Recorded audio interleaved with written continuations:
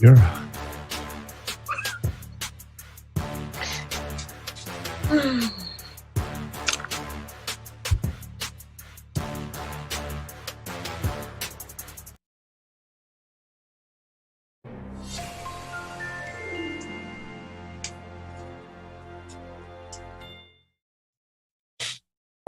welcome back to the Combo Couch, everyone. Pasta Jar Dooley here. Just reading my newspaper because you know I'm a newspaper guy. Ain't that right, fam? Fam, listen, you're a little, what is it? Out of work. I can tell your acting needs a little bit work. You weren't really coming from anywhere. You just started suddenly, like reciting a line. You need to remember the moment before. Go back to the moment before. What happened before? What made you speak? If you don't have a reason to speak, don't speak, fam. Okay. I did have a reason to speak. No. I had motivation. You're completely wrong. No. I didn't sense that. I didn't feel that, fam. I didn't feel that motivation. Okay. Come on. Uga Hagen. Let's do it again. Run it back. No. Welcome back to the Combo Couch, everyone. Pasta Jardula, newspaper guy here. That was better. Thank that you. was better, but still a little bit forced. I think we can get to somewhere, though, if we just edit it. I'll send it to the editors later. All right, Stanislavski. Are we ready? I mean, are you ready? Are you spiritually, physically, mentally? Can you say your name? My name? Yes. Oh, everybody knows my name. Oh, you want to slate? Oh, hi, I'm Fiorella. And Oz is on the ones and twos, ladies and gentlemen. Thank you for joining us, Rockfan and YouTubers out there and YouTube land. Remember to make sure that you go over to Rockfin, subscribe over there. We're almost at 30,000 subscribers, and we need your help. That is our free speech platform. But fam, we actually have a whole doc, one of those shows.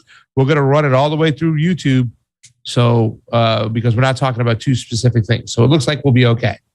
The boop boop. And the horse paste. And the elections.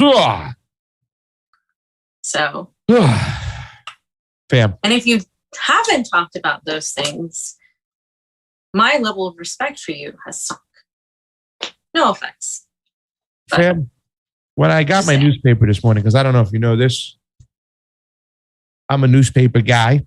Yeah, you're not a newspaper man like Shay or like Fidel. Yeah, I'm a newspaper guy. Totally different. Yeah, totally. Twitter accepts Musk buyout deal for $44 billion. The billionaire entrepreneur Elon Musk agreed to buy Twitter for $44 billion, using one of the biggest leverage buyout deals in history to take a private 16-year-old social networking platform that has become the hub of public discourse and flashpoint in the debate over online free speech. Bam. And guess what? All the shit libs crap their pants. Shit their pants. Yeah. Bam. I've had some complaints that you add too much A's to the end of your words from your other co-host. Oh. And he says it's quite cringe and you need to stop. So, who said that? Who do you think, fam? Who said it? Who else has to work with you and live with you and all the other stuff? Oh, Steven, you're trying to send a special message from Steven? Steven said you can come on the show tomorrow because Wyatt Reed will be in studio and you can have you guys' little debate. Yeah, well, he's coming back. Monday was an extra treat. He's in town, fam. That's what the Vegas studio is all about. You come to town, you sit down, you break bread, you sit on the table, you do battle, and then you wake up and go do it all again till you got to leave. Are you done? That's what we're building here, fam. That was some macaron. You know, you're just beautiful and stuff. But tomorrow you should come on. I'm sure everybody in the audience out there, wouldn't you like to see Fee come on so she can join in with Wyatt as they go after Steve the anarchist? As we do go after Steve. First of all, Steve, how can you even equate Elon Musk? How can you even equate Evo Morales to being an authoritarian when the dude was literally fighting fascists? Literally, just because it's movement towards socialism doesn't mean it's a totalitarian state. Also, you're coming at it from a global north perspective, Steve, where everything is bad because the state is bad forever. But you need to realize that the goal of communism is a stateless society. Now, it hasn't been implemented anywhere because it's a very ideological thing. But to say that Evo Morales is an authoritarian, Steve, you're wrong. We'll have that debate later. I'm sorry. I don't want to swap out my authoritarianism for some other authoritarianism. Thank you. Yes, Steve, but it's not the same thing. See, this is my problem with anarchists. They always think that the state is always corrupt from the start. It's not. Because it is to them. Fam. No, it's not. That's what they think. You have to. You better give an example of a state that's never been corrupt. Because you live in the United States of America, where you're right, it is, and it's too centralized. But there can be decentralized power structures that exist to eventually get to that stateless society. Because an anarchist wants a stateless society, don't they? So I don't understand why they always argue back and forth. You have far more in common than you think. In fact, we all have far more in common, no matter what you call yourself. And I don't care what you call yourself at this point. Anyway. Well, anarchy doesn't mean anything. It makes, everything stripped void of rules. There's rules, just no rules. There's no monopoly on violence, as Steve would say. And he's better off to explain his position than I am, fam. You know me. I say mixed economy. I'm the one who's right over here. You two guys are arguing over theory and BS and bullshit and whatnot. I'm the guy who's saying, that's why I want to have that panel. Everything. Yes, I know. But tomorrow would be a great warm-up if you can get on up, nice, rise and shine. Come on, AM, wake up. We'll slot a little time. Damn, it's not early for me. It's literally like 10 o'clock. Okay, that's early for you. No, it's not. Damn, I live with you. At 3 o'clock. I live with you, okay? You don't live with me. You live with Steve. You go to bed at like 4 a.m. before. Now you get up at like 4 a.m. Now I go to bed at 8 o'clock and you call me and I'm sleeping and you get mad that I don't pick up. Okay, let's start the show. We're like I'm like a big giant polar bear. Let's start the show. Okay, this is too much information. We are starting the show right now. A lot of people are creeping in as we got to give the people what they want. So My God. And that's for you to. Did you know that I rule by the fist? Before you get started. Look at the crowd. They're laughing. They're loving it, fam. Darren Levy, LOL. Bad Manalite, LOL. Super Patriot, LOL. Move. Okay, fam. Can we extra bowl of popcorn from Uncle Warren? You want to start the show, fam? That's Theo Warren for you. Yeah, let's do it. Can we please start the show? Jeez. Yes. Taking so long. Seriously? Wow. Sam, I'm a newspaper guy, and it says Twitter accepts Musk buyout deal for $44 billion. Yes. Can we start? Yes. Okay. So Elon Musk bought Twitter. Okay. So he bought Twitter, but now he's saying, what does that mean? He says he wants to authenticate humans. So it could be something as innocent as, more protections against spam robots, which is what he's saying. But it could also be something more if you know who Elon Musk is. So again, Musk gets Twitter for $44 billion. A lot of people had mixed reactions. Overwhelmingly, liberals were extremely unhappy. A lot of the progressives were extremely unhappy.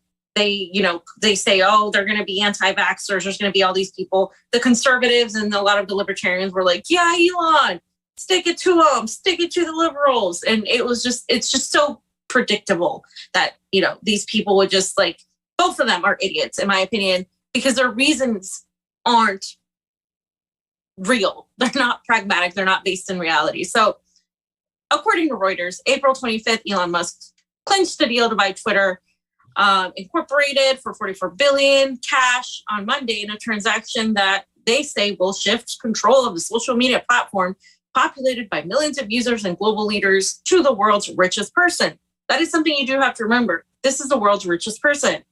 And the company, of course, is 16 years old. They're saying it's influential public square. But if it was really a public square, it would be a public square. It wouldn't be owned by either the government or the world's richest oligarch. And Musk says one of the reasons why a lot of libertarians and a lot of free speech people like him is because he says he's a free speech absolutist. And he has been critical of Twitter's moderation and the control of the corporations. So a lot of people are hoping, right, that this will mean less control, that banned accounts will come back, that it's going to be so much better because maybe Trump will be back, although Trump has said he doesn't want to come back.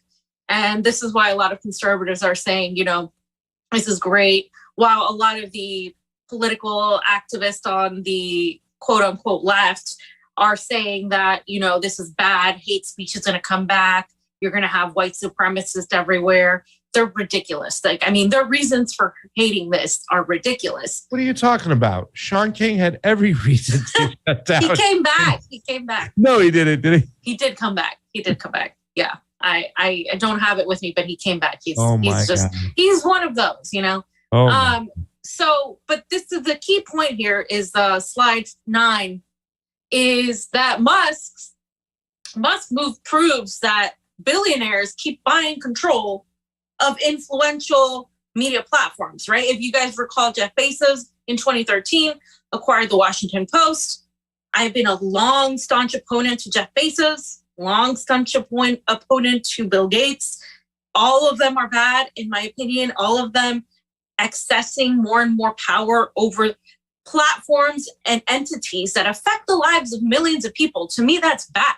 I don't care what policies they supposedly have, because this is one thing that I think a lot of libertarians miss is, I'll sit down and talk to any libertarian because I think we agree on war and we agree on, certain things like free speech. However, they miss, I think, Pasta, a large portion of the fact that this is a class issue. This is a class issue. It's an issue of the people, the regular, everyday people versus oligarchs. Because at the end of the day, even if Elon Musk does something good for speech, he's an oligarch and he's about his money. And at some point, that's going to come before whatever desire you want. And in regard to free speech, and for whatever reason, people have completely discarded that and somehow are okay to be at the mercy or the whim of a billionaire. And, a lot of the liberals who make this art, who are just hating on Elon for no reason other than they think he's going to, allow actual free speech. I think that's stupid. I think that's a dumb reason. My reason is because I don't think giving more power to either a government, a corporation, or an oligarch over things that should be the public, in the public square, in the public sector, and controlled by the public itself is a good thing. Well, we have a little bit of differences of criticism or differences of opinion, right? I don't think that mine is necessarily built upon the fact that he's an oligarch. I just don't believe that he's a self-made oligarch. I believe he was a chosen one. I believe that he is working with weapons manufacturers, that he'll do anything along with the state, that he's working hand in hand with the military-industrial complex. I believe that Starlink is being used right now for Ukrainian militias to fly drones, and especially the new drones that were given to them by the United States, which are these kamikaze kind of style drones, and they've given them bigger ones. I also believe that he made a tweet before that shows whose side he is playing with. Well, coup who we want to coup, deal with it. So I don't believe, just like I don't believe like Jeff Bezos is a self-made millionaire, who's Jeff Bezos' grandfather was one of the first directors of DARPA. Don't believe me, look it up. I don't believe that these people were self-made within a system. I believe they were chosen, and they have the appearance as if they're a free speech advocate or they're a self-made millionaire who just got lucky, whatnot. I don't believe that, and I never have. And it's not a conspiracy or a tinfoil hat. There's a lot of reasons to believe that Elon Musk is connected to some of the dirtiest people on this planet, and we will show that as we get towards the end of the system. So it's not just the money, it's where the money came from. So do you think that if he was a self-made billionaire, you would trust him more? That's a hard question. That's a hard question to answer. Hold on a second. Let me just pick that up. That's a hard question to answer because you'd have to see what a self-made billionaire was like. You know what I'm saying? I don't know if they exist unless they are dealing with the dirtiest, darkest ruling class people on the planet. You know what I'm saying? Right. I don't believe anybody would be allowed to have a certain amount of funds or freedom or buy platforms who's just a loosey-goose lone wolf fam. Right. So that's my honest belief. Sorry for cutting you off, by the way. No. I mean, I asked that question because I don't think it's possible to have a self-made billionaire because billions and billions of dollars, at least the amount he has, are an unimaginable amount of wealth. It's just an unimaginable amount of wealth. And I think to call somebody a self-made billionaire is disingenuous at best and completely nefarious at worst, because there's no such thing. In order to become a billionaire, you have to exploit so many people. And to become the number one billionaire in the world, he didn't just exploit people, he exploited entire countries and continues doing so. And Absolutely. So to me, the idea of a self-made billionaire is antithetical to reality and the reality that we live in. So I think a millionaire is a different story. I think there are class traders, because $1 million, at least right now in the era we're in, is not a lot of money. And I think, for a lot of people it is. I'm not saying, oh, whatever, it's $1 million, but I'm saying when you're talking about large sums of money in like the economy we live in today, it's really not as much money compared to billions and billions of dollars. And so there are differences, unfortunately, in this system where, you can look at it from a purist perspective where you're like, oh, all millionaires are bad and billionaires. But to me, it's a billionaire in the system we have today, or a multimillionaire, are entirely different than somebody that is perhaps able to be a class trader and does whatever they can for their money. He has so much money that he could have ended homelessness in the world. He could have done so many things for so many people, yet he hasn't done it. Because the majority of the money he's made of his wealth has been obtained through government subsidies. And that's just the bottom line. You can't, you know what I'm saying? It's government subsidies. And when you look at what really is money is control. They're not going to allow some lone wolf guy out of the blue who's like, hey, to have that much control and power. These people are chosen. These uber wealthy, the billionaires that you talk about, fam, they are chosen. They are not self-made. And that's the whole thing. That's the whole pipe dream. Right? That's the we used to call back in New York, the pipe dream, that you think you can become the wealthiest man on the planet just by your own actions and what you do if you're good at business and whatnot. No, you can't. You only get to that point if you are chosen and you are picked to do so. Usually by bloodline, usually by that gang, the relationships. And like I said, we'll show more and more proof that Elon is part of that clan. He's part of that big club and y'all ain't in it. Exactly.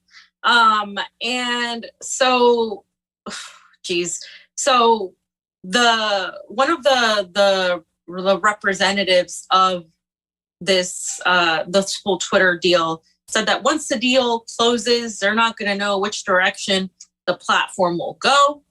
And this is what employees were told this past Monday, and they're not sure exactly how it's going to play out. So again, a lot of people are saying, well, yay, Elon, he won. And it's like, oh, thank you. I don't think he saved you. I don't think he saved free speech. I think this is just, once again, part of narrative control. And I'll talk about what I mean in a second. The whole liberals hating him and conservatives or libertarians loving him is part of this whole attention culture war bullshit happening, because at the end of the day, he's still a billionaire. He still has more in common with the people that he just made a deal with or bought this from. He has more in common with the government surveillance, State Department hacks running this. He's still got to work with them. You don't see those people. He sees them. They are in the same circle. You're not. And so to put all your bets on this guy, or even have some sort of hope that he's going to somehow save this based on his resume, to me, just doesn't make any logical sense. But I will read what he did say and why people think what he said is so important, because he did say free speech is the bedrock of a functioning democracy, and Twitter is a digital town square where matters vital to the future of humanity are debated. I also want to make Twitter better than ever by enhancing the product with new features, making the algorithms open source to increase trust, defeating the spam bots, and authenticating all humans. Twitter has tremendous potential. I look forward to working with the company and the community of users to unlock it. What do you think about what that statement says, Pasta? There's a lot of great things there, that a lot of people can really hang their hat on why they like Elon Musk and what the possibilities moving forward could be. But once again, I'm looking at his cheese in a trap. You know what I'm saying? I'm looking about all the data they want to continue to collect on us. And there's nothing about them passing on the data and all the data they're mining on everybody and what's going to happen with that. So, I mean, and it's not just about data mining. It's once again falling into this kind of trap of somebody who you think is a free speech absolutist that is actually just working with the ruling class to digitally, enslave us. So even though it sounds like a great idea, and I noticed that, Neera Tanden made a tweet the other day about the whole, hey, I just lost a bunch of followers because they said now that they're about to eventually hand the keys over to Elon Musk, it's going to take some time. But once they do it, they've already started pulling the plug on the bot farms. So it seems very synchronized, everything that's happening at once to try to lull people to come back in. But I'm very suspicious of it. I mean, but don't get me wrong. If you're going to make algorithms open source on how they take people down and whatnot, I mean, that's a step in the right direction. So, I mean, I don't know if he's telling some simple truths right now, but there are a lot of things that we have talked about that if we wanted to, and don't get me wrong, fam, I think a lot of times when I think about Twitter, what should be done with it? Should it be part of the public square? I get very nervous of what government will do if they're running it as a utility. How will they, use it, whatnot? But the first step is correcting the algorithms and getting in an open source system where free speech could thrive. So I think he understands what buttons to press. I just don't necessarily trust him. Yeah. So I had a lot of problems with what he said. So the beginning sounds good. Like he is right about free speech being the bedrock of functioning democracy. However, he has never once talked about Julian Assange. He's never as much as even talked about a free press until he could get popular and get a lot of likes and a lot of clout and a lot of attention from talking about this because of the current situation where Twitter has been banning a lot of people. It's using bot accounts and stuff. So I just have a hard time thinking that free speech is this crusade that he's going on when he hasn't talked about the obvious thing where the United States is about to extradite a journalist into this country and put him in a jail for 175 years for committing the crime of exposing U.S. and NATO war crimes, the same type of war crimes that we're supporting right now, that this country is supporting right now. And he hasn't said a word about that. He hasn't said, let me use my wealth to help. He hasn't done any of this. And to me, that is one of the things that will destroy free speech. I mean, at least at the sense of the free press, because it's an attempt to insert international jurisdiction on an Australian journalist who's not even American. And for what, right? For journalism. So if the structure isn't being addressed, if the structure itself is not being changed, then I have a hard time believing it. The other thing that really bothered me was the authenticating all humans. What does that entail? What does that mean? You can go on to the next slide. Yeah. This is from Ice H Farmer. They said the $44 billion question is this: how does Musk intend to authenticate humans on Twitter? And at that price, hey, what else can I do with my new Musk digital internet ID? Is it biometric?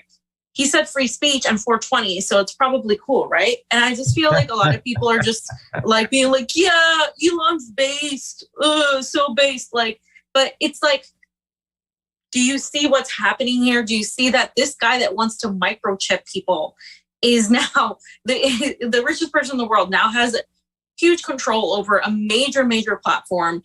I think that is actually scary. I don't think it's good. I think it seems good on the surface. And I see why people who don't really know about DARPA and who haven't looked into Neuralink think that it's, whatever. But it's really scary if you think about it.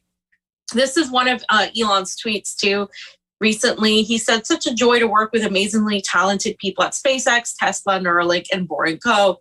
So Boring Co is the tunnel thing where they're trying to build under tunnels to help with the traffic. Neuralink is the microchip technology. Tesla, of course, cars, and SpaceX. He has funding, of course, from the defense industry. He is part of the defense industry. But I just wanted to remind everybody of what is Neuralink.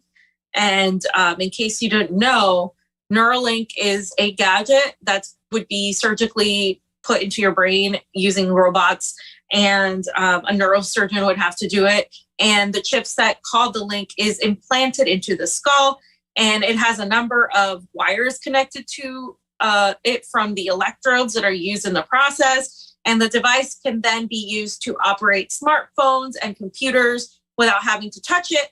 So this, they state that it would push the boundaries of neural engineering work. So essentially, the route they're using is if you're a paraplegic and you have this chip inserted, you can control your phone, you can control things with your mind. Now, that sounds great. That sounds like, wow, science progressing. But look who are the people in power. Look who are the ones that are running the show. Look at the Great Reset. Look at the plans that have been going all along. And if you haven't, I urge you to go back and read some of Whitney Webb's work on this, because she talks about it a while ago. And once you understand that, while yes, this is advancing and pushing technology and science to a level that would be you on the surface good, then you understand, like, but who would it be used for what ends, the whole thing. Yeah. The other thing I pointed out to Pasta is how stupid some of these people are in their criticisms of Elon Musk. This guy stood out to me as being one of the dumbest in his criticisms, because he said, this is a Richard Hanania. And he said, Elon Musk takes over Twitter. He's a billionaire who doesn't even have a master's degree. Is that who we are going to trust with the future of our democracy? I believe that we should focus on the potential for Russian influence, as bringing China into it may lead to anti-Asian violence. But I'm glad responsible citizens are at least thinking about the implications for democracy today. And Jeff Bezos had tweeted out, interesting question, the Chinese government just gained a bit of leverage over the town square. So, I mean, they're promoting a fear-mongering of Russia. They're promoting this whole thing that, China is going to come in and it's going to bring anti-Asian violence. And then, of course, he talked about Sean King. But the main thing that really irritated me and really just cements the fact that this person is a shitlib is he said he doesn't even have a master's degree. I don't give a crap if a person has a master's degree or not. It's a piece of paper.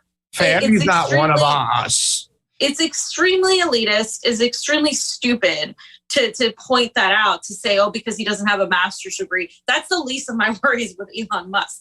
Like, I'll criticize him for a lot of things. Him not having a master's degree, this is how these people view themselves. Like, they think they are superior in every aspect to every single person. That in turn pushes people away and creates more support for figures like Elon, who kind of represent the counter narrative, but it's still part of that narrative. It's controlled opposition is my point, because as Nico pointed out in this next tweet, he said, this is a ridiculous and an unnecessary elitist take.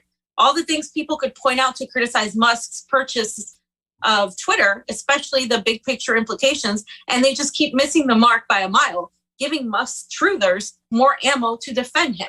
And that's exactly what happens. And that's exactly, once again, where the 1% and the predator class win, because you have people defending Musk because these morons are like, their criticisms are so vapid and completely stupid.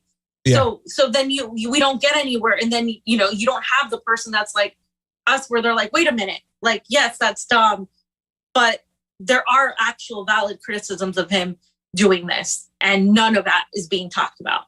Yeah, the shit libs have missed the point. Like, you talked about the whole Sean King thing, and I read the reasons why. It was just like, holy cow, like, you're just going to single him out because he's a white person. That's it. There's no nuance to it whatsoever. And that's why this is about white supremacy and everything. And then, Steve, he went to town with all the nicknames that Sean King has had over the last couple years. Yeah. And that shit's pretty funny, but we won't get into that. Peter Navarro, a ex-Trump staffer, said that Elon Musk was controlled by the Chinese Communist government. I mean, You can't make this shit up. It's the same thing over and over again. Yeah. We don't get the serious criticisms in the areas which we need to criticize. And this is done on purpose. Yeah. So the outlandish left and the outlandish right, they go back and forth and they just cause a lot of guff with their stupid comments controlled by China. He's a white supremacist. And it's like, guys, can we please keep our eye on the ball and concentrate to what's important? Because these particular arguments out there and the way the shitlibs have lost their minds and the way the Republicans, some of these conservatives, I should say, have said he's part of the Chinese Communist Party, and the libertarians, once again, were just excusing him because they think he's a beacon of freedom of speech. And not all of these people or whatnot. We're just saying there's a pretty decent amount, when you go to these different platforms where you have tribal kind of behavior or tribal content that's out there, you see this, and it's very easy to spot. And it is sad because we're not keeping our eye on the real problems. Yeah, and that reminds me, I forget who put it up on Twitter, but they were like, oh yeah, so like the liberals are willing to give up their autonomy and their privacy and their bodily autonomy, I think she said, for health, right, and for the greater good, and the conservatives are willing to give it up for technology. And so there are blind spots on this argument and culture war against Elon that these people are just shouting into each other, right? But they're not really getting to the crux of the actual problem. It's the same thing when you have like a Proud Boy against Antifa. Like it's the same type of just shouting into the void, and there's no progression to it. Yeah. And that's because the ruling class, the masters, the puppet masters, have done that on purpose. And it's so stupid because they're, that's what the thing about Americans are. They're so easy to divide. So Caitlin Johnstone posted this tweet that I thought was cool, interesting. Billionaires coming to the rescue only happens in movies and comic books. You're as likely to be saved by Elon Musk as you are by Bruce Wayne or Tony Stark. And I agree with this because I think there's still that huge portion of the United States where we have lived with Marvel movies, we have lived with superhero idolization, and they apply that to their political, ideals, whether it's Bernie Sanders, Donald Trump, Elon Musk, whoever is going to come and save them. And again, it's not going to happen. It's just not going to happen. This whole thing where somebody's going to come in and do the right thing and you get to idolize them. That's one of the reasons why there is no organizing movement really. And the ones that are vilified because people tend to make heroes out of figures and ideas of who these figures are rather than who they actually are and what they can actually achieve. Yeah. And I just thought, that's funny. Point. Really quickly, because it's while you're there, like the whole, what I'm saying, I think one of my beefs or I don't want to say beefs, but one of the things I strongly disagree with the Defeat the Mandates rallies was the mentality of, it's God's going to save us, the religion right now, what I'm saying?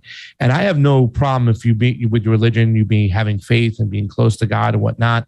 However, I'm not going to rely on him to save me, okay? Because that's just a long shot. We're humans. This is a human problem.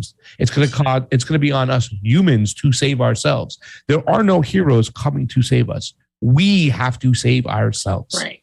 End of story. Go ahead. Yeah. No, and that's all the same thing. It's like it stems from this sense of idolatry of these entities, whether it's a sort of God that will save you, whether it's, something out of this world that will save you. And that is because it's a need to relinquish control, because in case it doesn't happen, then it's not on you. And that's psychologically what we have been programmed to do, to be at the mercy of whether it's the government, whether it's a political figure, whether it's a celebrity. Look at just how much attention the Johnny Depp and Amber Heard trial got compared to all the things happening. And we're not even going to talk about this today, but like the burning of these factories, food areas, the fact that, what's happening with the global pandemic treaty, what's happening here, the underlines of the war with the proxy war with Russia via Ukraine, all these things, like that is by design. So Franco nailed it too. He said, if you all want Twitter to be free of censorship, then you should all advocate for it to act as a public town square. You can put it up as 18. Then if you want Twitter to be free of censorship, then you should advocate for it to act as a public town square, not for an oligarch to own it. So there you go. And that should be, I agree. I mean, it's just, that's what it should be. And of course, I just wanted to put this old Elon tweet up that he hasn't really committed his word. Somebody said, hey, Elon, I heard a bunch of people are saying there's no way you could help get clean water to Flint, Michigan. Said you wouldn't be capable. IDK. Elon Musk, please consider this as a commitment that I will fund fixing the water in any house in Flint that has water contamination above FDA levels. No kidding. That hasn't been done. Flint still doesn't have, clean water. Is it on him? Not really. But when you're the richest person in the world and you say something like that, could you actually do something? Yeah, you could. And that's just, and yes, to the people that are like, well, it's not his problem. When you get rich like that, especially by exploiting these third world countries, Africa, the continent of Africa, Bolivia, and, nations in the global South in general, you do yes, people expect you to get back to society because you're hoarding wealth and you're hoarding a lot of things. So I don't know. There is a different thought process on that. There are people that are like, no, if you do it, nobody does it independently though. And that's my issue that I have with a lot of libertarians where they're like, no, but that's an individual. He did it himself. No, he didn't. And that's an argument I will have with them any day. We missed the photo. We didn't miss it yet. Number 20 there, Oz. Number 20. So, bam! It's a big club. Somebody said the last time Elon was this close to something that's 16 years old. So just reminding you guys, I mean, he got mad because he started blocking people who would post this picture a while ago. So I thought that was funny.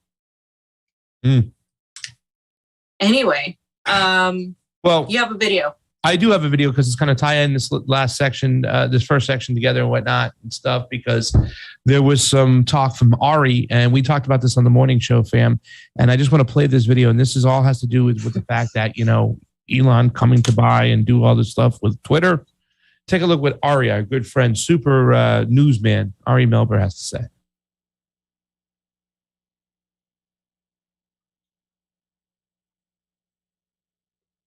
You own all of Twitter or Facebook or what have you.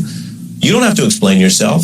You don't even have to be transparent. You could secretly ban one party's candidate or all of its candidates, all of its nominees, or you could just secretly turn down the reach of their stuff and turn up the reach of something else. And the rest of us might not even find out about it till after the election. Elon Musk says this is all to help people because he is just a free speech, philosophically clear, open-minded helper. You own all of Twitter or Facebook or what have you. You don't have to explain yourself. You don't even have to be transparent. You could secretly ban. Stop it. Yes, you do. Yes, you do. You cannot. It's like saying that you don't have to abide by the laws of the land, that you didn't enter into a contract with the government, an NDA section 230 that says that if you want to be a platform and not a publisher, you must be equal across the board. You cannot pick winners or losers. You're not a publisher. You know what I'm saying? And no, you can't just favor one candidate over the other. You cannot do that. And this is what's going on right now, fam. That's the funny thing. Everything he was talking about, you could just do this. No, that's what's going on right now, asshole. That's what you've been doing. And you've been doing it illegally because you have certain protections as a platform in which you agreed into an agreement. You've entered into an agreement and there's public easements. There's all these other things. It's like saying, if I have a private company, fam, can I have a fountain that says whites only? A water fountain that says whites only? No. We have laws of the land, and you must abide by them. But people haven't been abiding by those laws, though. They haven't. They haven't been held fucking accountable, especially yeah, because they're part. So the government has merged with these technocratic entities. And what is that, fam? What do you mean? That's fascism. But Thank you. What I'm saying is, he can say that, well, you could buy Twitter and not do that. Yeah, he could because he's rich enough, Pasa. I think he's rich enough to not abide by that. But you're right. The government has literally been doing what they want to do via these technocratic entities to push out their narrative already. So what he's saying is, you're absolutely right, is already happening. It's just like not under the supposed control of this guy. It was under the supposed control of several, rich guys. Now it's under the control of this guy and whoever he decides to work with, which this is why I don't think it's going to change very much. I think largely when you have a platform this big and this powerful, it's going to be under the control of both the technocratic entity and the people who profit off that entity and the government, because the government has merged with it. So at the end of the day, they're going to protect their narratives, because they wouldn't relinquish its power if they weren't sure that they could protect the narrative. And, and this idea that he's just going to be the guy to just bring it down and bring them to heel, as Hillary Clinton would say, is just, to me, very, very naive. And just outright dumb.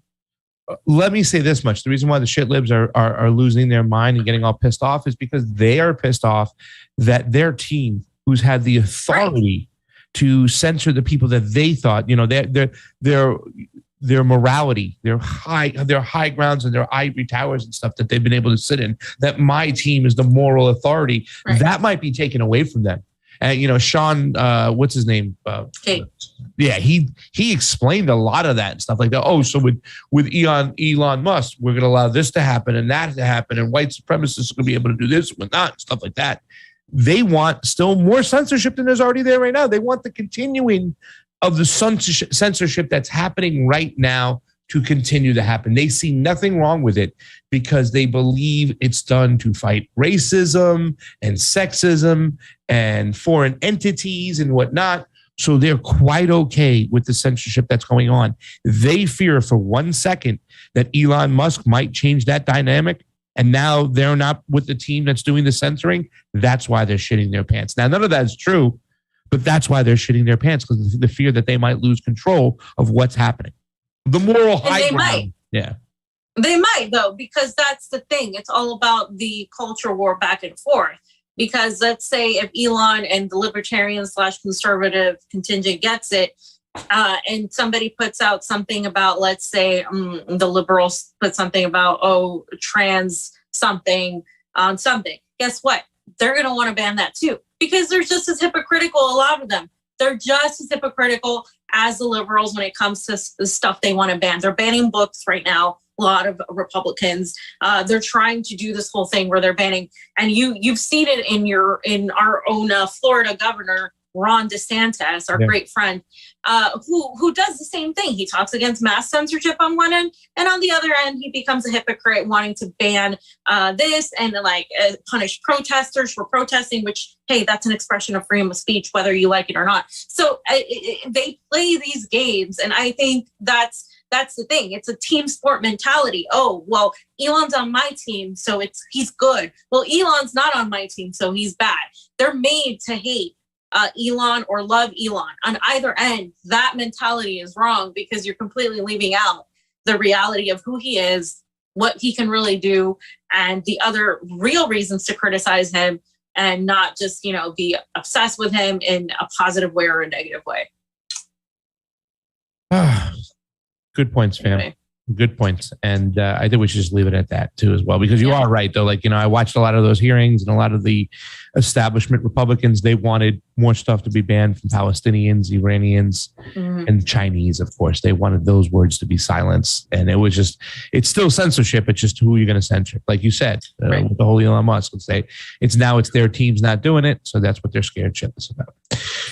Trey Wright, thank you for the Super Ray contribution. Fam, it is always a appreciation on the couch. Cultist Demon, stateless anarchism cannot provide jobs, healthcare, education, pensions, crime-free environments, or protect borders, and they can't defend their revolution. The historical record is clear. Only state control by working-class vanguard party can get the goods. Anarchism failed everywhere it's been tried. The debate should have been settled decades ago. I disagree with you, cultists, whatnot.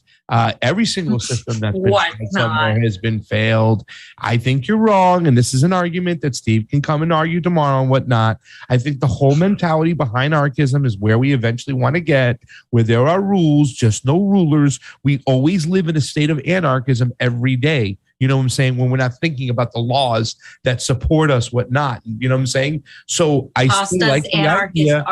Well, it's Keith McHenry, right, who really got me to understand the beauty of what's going on when it comes to anarchism. I never had an idea or a thought process where I thought that anarchism would be the best until I read Keith McHenry's book, you know what I'm saying, The Anarchist Cookbook, which is a different anarchist cookbook because it's about feeding people, you know, and his definition of anarchism is beautiful. And I think it's very similar to what you're talking about, a stateless society and a commune living, because they can provide those things. Well, they don't have to provide, when you say provide jobs, does there have to be a ruler and a bunch of workers underneath them, an employer and employee? I mean, in a commune that's a bunch of anarchists are living in, if a bunch of people do work so they can be part of the commune, then maybe they're doing the gardening of the vegetables, and that's a job so they can coexist within their community and whatnot, and trading and bartering. So I don't agree with your statement completely, Cultist Demon. I'm sorry.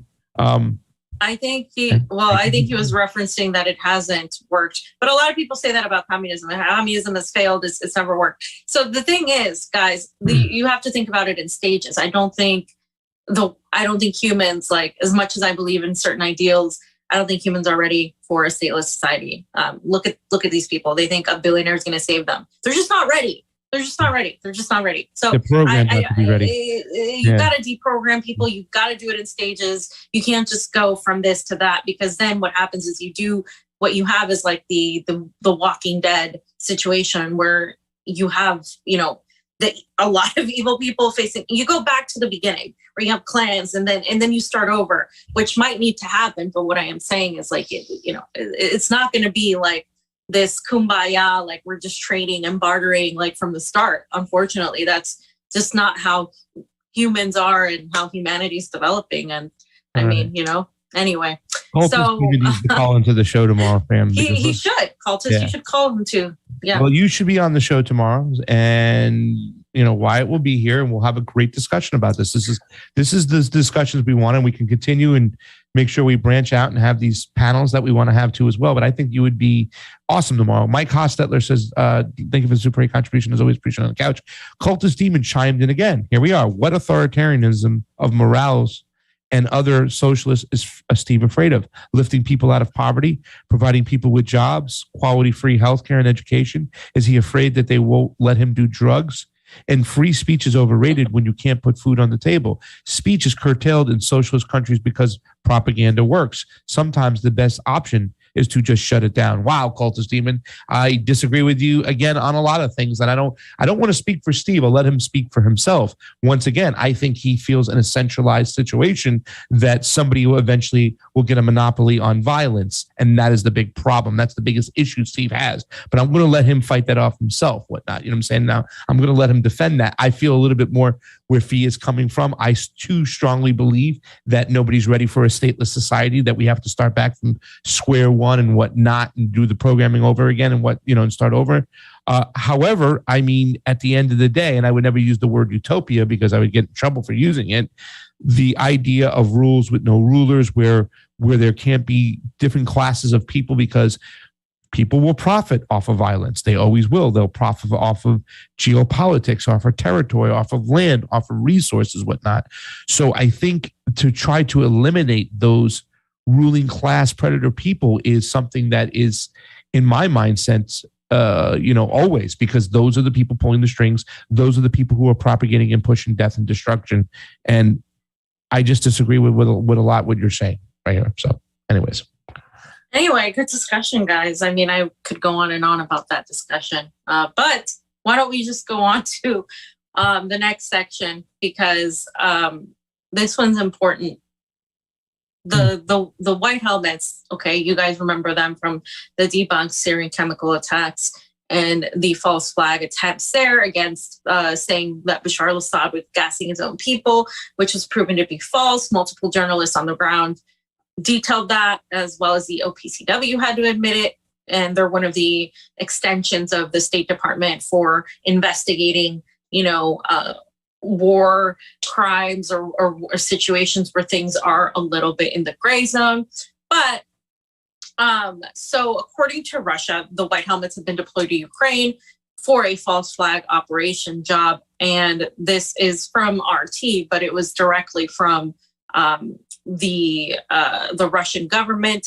So the Kiev, according to them, Kiev is plotting a false flag attack with weapons of mass destruction to frame Moscow. A senior Russian diplomat alleged this.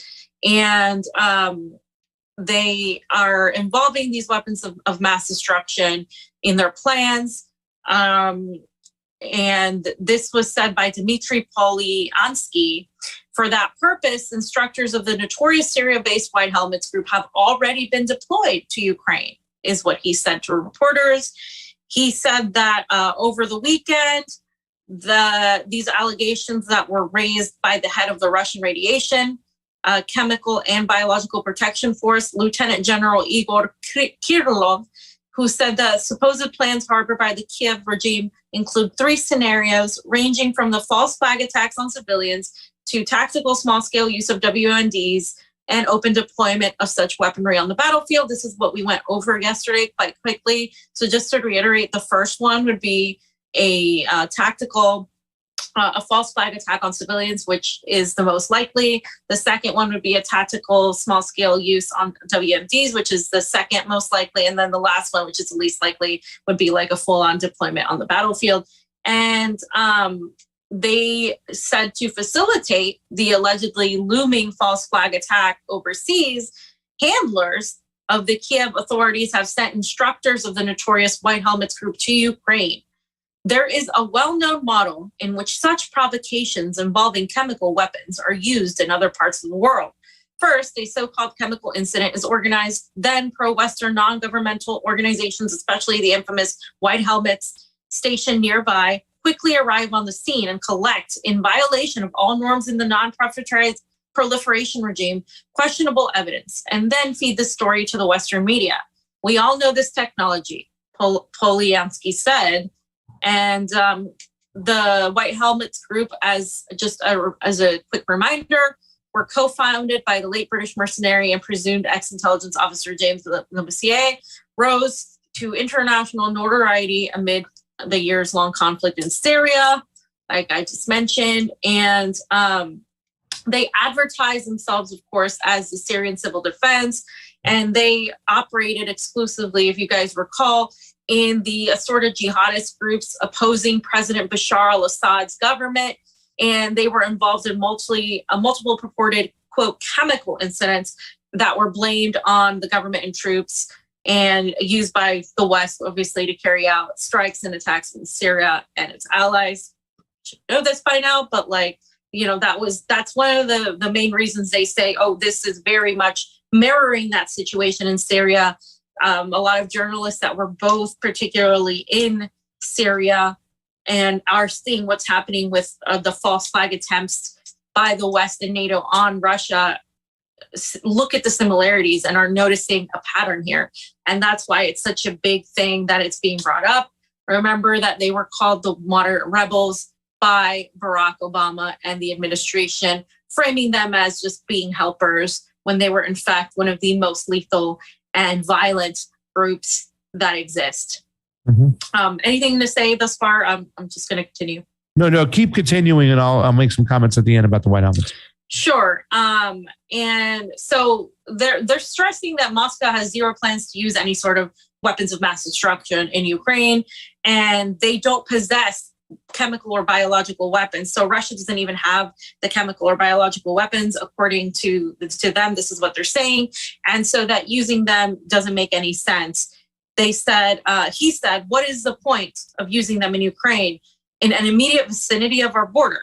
We will get nothing that could not be achieved through conventional means, he said. So one thing I want to point out about that statement is he's entirely right, because it's kind of like, why, if Russia's winning, right, which members of the State Department and the Pentagon have already admitted that Russia is destroying Ukraine, so this is why they're sending more weapons. So if Russia's winning, why would it use chemical attacks near its border if it's winning? Like, why would it need to do that for what? It just doesn't make any logical sense. And if they're losing, then why are they being accused of doing all this damage and winning? Like, it's just like they're going back and forth, and then it's just not making sense. So I just have a quick video that I clipped out from RT where this deputy was actually speaking about how the U.S. has a clear record of doing this and using all three weapons before.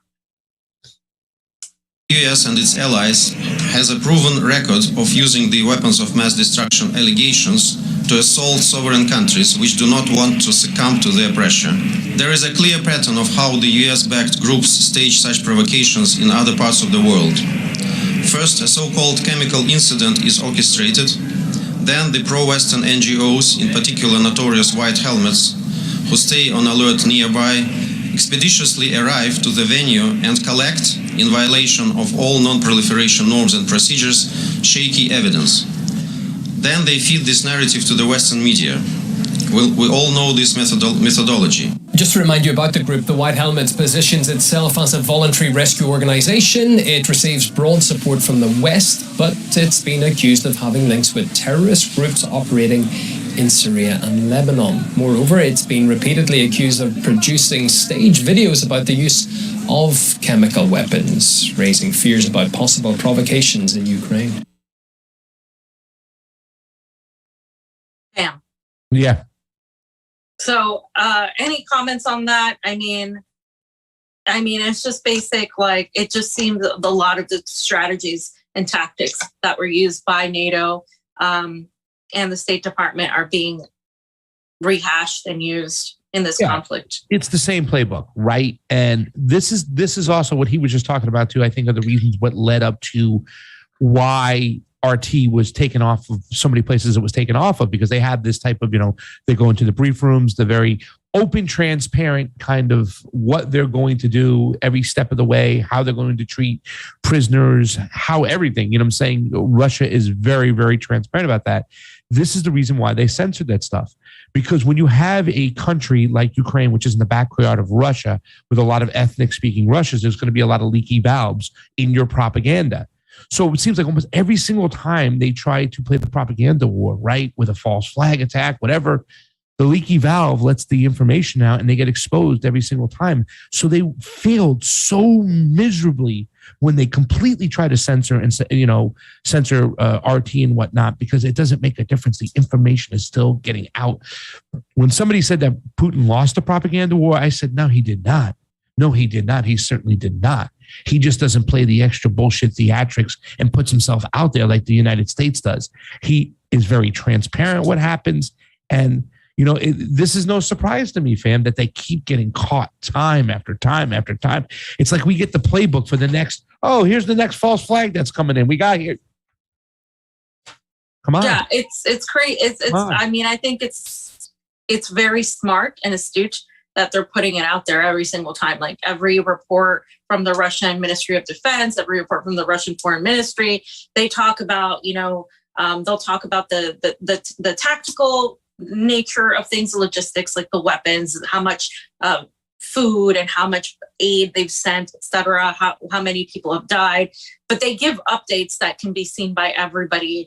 We don't have that here. If we were in a war, we wouldn't have those updates. It would be through like the Washington Post direct, it would be, but we wouldn't have like the Joe Biden address really like sit down and say, this is what's happening. This is like the play-by-play for one. So we don't have that. So it's interesting to see that, whether people believe it or not. You have to look at both ends of the spectrum, but when you look at the information coming from the West, they rarely have any evidence when they accuse them of false flags. There's like, they never have bodies, and if they do have bodies, they're like very, very weirdly found in weird situations where you have videos of, the only videos you have are of people being murdered in that way are from the Ukrainian Azov Battalion or Nazi army. So it's just like they don't have these this order of logistics that's very organized. Whereas like Russia's like, oh no, this is how it is. This is what we have, and here are all the videos. No matter how hard they've tried to ban them, Telegram has been a great source of information where a lot of independent journalists have been able to put out their videos. And if you look at those videos and you look at what's in Western media, there's no comparison. I mean, it's a joke. So that's one thing I wanted to mention. The other thing I want to mention is that the Azov, I think Azovstal, the area where the last area that's left in this Mariupol in that was, you know, everywhere else because completely been wiped out of the Nazis and the Ukrainian army. Underneath those tunnels, there are still people there. And so the Russian defense ministry is saying that the people that are there are probably being used as human shields because there is no blockage of the corridors. So the corridors remain open, and they're not being held let hostage. Out. Like, yeah. So they're being held that's hostage. what's happening as an update. The Telegram channel for Sputnik that puts that news out there is amazing and has some great stuff in there. If you haven't gotten a chance to go over there, ladies and gentlemen, and subscribe, please do. It's great. You know, Putin has already said that they come out, they surrender, they'll be, you know, let go, free. You know what I'm saying? They won't be held accountable or gunned down or anything, but they don't want to surrender because by surrendering, then you're admitting guilt of what was going on there. You're exposing yourself. So it's a standoff, and I don't know how it's going to end. You know what I'm saying? But, you know, to protect their dirty secrets, and who knows what they've been destroying down below inside there this whole time of the standoff, right? So it's just one of those situations. It's kind of crazy. Who knows what they're going to damage or destroy back there, what evidence they're going to hide. But it doesn't look like it's going to end up in a good way. And about the white helmets, when you say the white helmets are coming into Ukraine, we understand now that they're going to even up the propaganda shit, because that's what the white helmets do. They're all about the propaganda arm of what happened with Bashar al-Assad and the chemical attacks and whatnot. It was the white helmets would appear on sites to, you know, water the little boy's eyes down. He's like, what the hell are you doing? You know what I'm saying? And so we know that's going to be there. But it's not the first time, and America plays this game all the time. Do you have to show slide 33 yet? I haven't shown that, no. Okay. So I'm going to show something after you show slide 33, and it's kind of just going to blow your mind too as well. When we talked about it before, but proxies of the CIA and the American empire, they can be sent anywhere. Go ahead with 33, and then I will have slide 35 after. So this is a video. If you can play it as the video on 33. It's just a video of the Israelis fighting with Nazis. And I just think it's funny. It's just a video of them, of the Jewish soldiers fighting with Nazis. And I think it's hilarious because, I mean, if you think about what Israel's doing to Palestinians, and I'm never not going to mention that, but you know, they're exterminating Palestinians, much in the way, which is, you know, and I don't say this to offend anybody, but much in the way the Azov began exterminating or hurting ethnic Russians and Slavs in the region. And that happened, of course, the last 8 years in the Donbass region. And of course, nobody said anything in Western media about that stuff. It wasn't covered. It wasn't talked about. And I find the parallels ironic, right? When you have somebody that is of Jewish descent fighting with, obviously, the Ukrainian army. Is every single person in the Ukrainian army a member of the Azov Battalion? No, but by large, the people that are left there are. So, because it's never been about religion or culture or ethnicity. It's been about empire. It's been about geopolitics. and they don't give a damn. You know what I'm saying? Remember when the United States, government was, had sticking their nose in the Hong Kong situation? We had the advisory board made up from pretty much the NED. Then all of a sudden we see Ukrainian fascists from the Azov Battalion in Hong Kong, causing trouble. Here it is from Vice News. We covered this, fam, dude. It's like they don't care. The United States intelligence apparatus will send their goons wherever to cause problems. Right. Now they're sending in the white helmets to help with the propaganda. Right. Oh, gee. What do we have to look forward next? You could equate some of those white helmets because some of them in large have ties to, as mentioned in the video from RT, jihadist entities and literal radicals, not moderates, but actual radicals, the same way that the United States has funded the Azov Battalion and the Nazi forces in Ukraine by the way they admitted to it as much in 2019 in an attempt to label them as a terrorist organization. But then they quickly pushed that outside and tried to get people to forget about that. So, well, during the next section, fam, I got some good clips on there to kind of piggyback on what you were saying over there that we'll have a little bit more fun since it's kind of all connected, everything today when it comes to our show. Shall I read some more super praise, fam? Yes, fam. Cultist Demon. Oh, my Lord. I've already disagreed with you twice today. Let's see if it's going to be three. Well, let me have it. Go ahead. No, you read it, but I'll. Okay. I'll read it and you throw out your opinion. Last dart I'll throw out there today.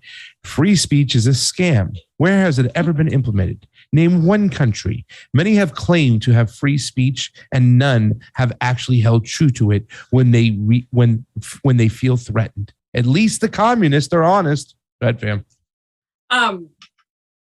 I mean, I don't disagree with you that no single country has actually valued free speech in the way they say they have.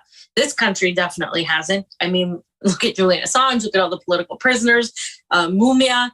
I mean, you're right about that. But I don't think it should be dismissed as being something that's unimportant. And I think that's where I disagree with you. Is like, you're right. Like, it hasn't been valued in the way it should.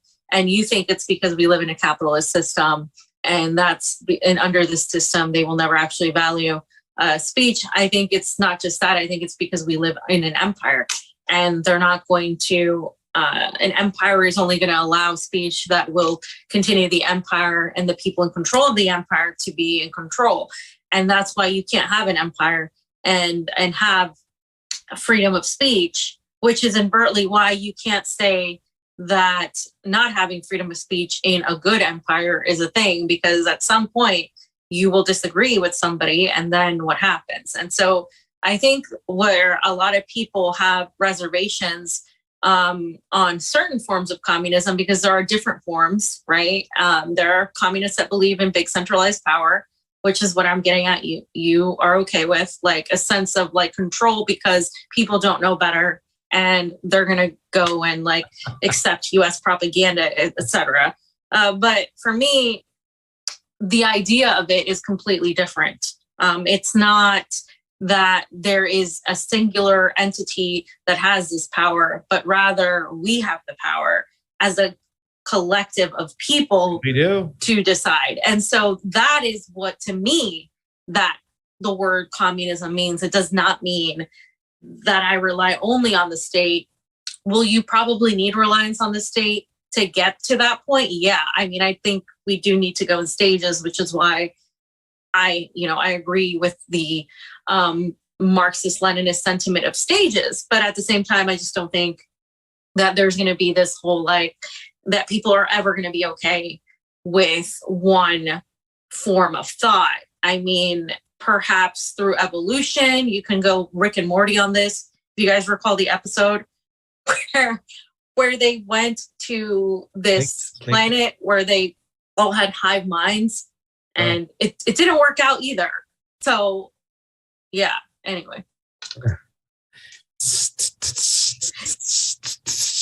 Yeah, that one was. It's snake jazz, fam. It's snake jazz. And just to kind of piggyback on what you're saying, and it's like this morning we had a conversation. It's like Elon Musk should not be counted upon to give you your freedom of speech. That should be done by the state. And I even looked at Stephen like, that ain't even the right of the state. That's our God-given right. You know what I'm saying? And it is obtainable, like you said, because we, the people, should demand it. And I don't care if it hasn't been pulled off before in the break of time or in the past. We need to make sure that we could try to pull it off now. We need to evolve. We do. We have to evolve. So even though I believe that we probably aren't at a place right now where we can get there, we have to work towards that. Right. And that's all I have. That's 3 strikes. That's 3 disagreements with the cultist demon today. Unbelievable. Usually we agree on a lot of things. Shadow Band Refugee has jumped in, fam. Oh, shit. So you know, shadow with this conversation, it's going to bring a Shadow Band Refugee out of his, seat. It's the anarchist versus the communist. He's put down the pipe. He's straightened out the beard. And this is what Shadow Band Refugee has to say. He didn't put orderly, but he'll normally say, orderly. All right. Enough with the petty tyrant horsepucky. Anarchism at my core is the rejection of a tyrannical assertion that if only it was me and my friends in charge, then everything would be glorious. Second, it is the realization that the masses can easily be won by tyrants seeking more power, as Hannah Arendt put it. Anarchy is not the end goal for me. Anarchy is the refusal of control. How much I agree with Paulie, fam. Yeah, I mean, this is your anarchist arc. I mean, I've always felt, fam, that you're not a leftist libertarian. I've always felt like you're more of, what do they call them? A libertarian socialist or anarchist. I think you're more of an anarchist. I think that's why, that's what I think. That's what I don't know. I don't like putting labels on people, but like if I had to, and I agree with what he's saying, rejecting any sort of control. But I just psychologically or philosophically, I would say, there is always going to be, until human beings evolve to a certain degree, somebody trying to control something or somebody trying to implement some sort of rule.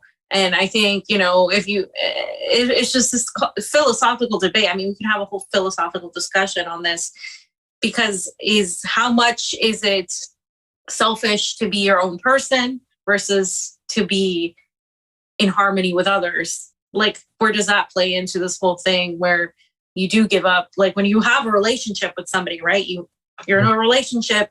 Yeah. What is the first thing you do? You give up some of your needs or likes to accept the other person. So this idea to me that I feel like it's just not very well laid out for me from anarchism is like, so how much do you give up? Like, and how much don't you give up? And like, how would that work out? I don't know. I think if it was up to if people were involved, I think that would it would work.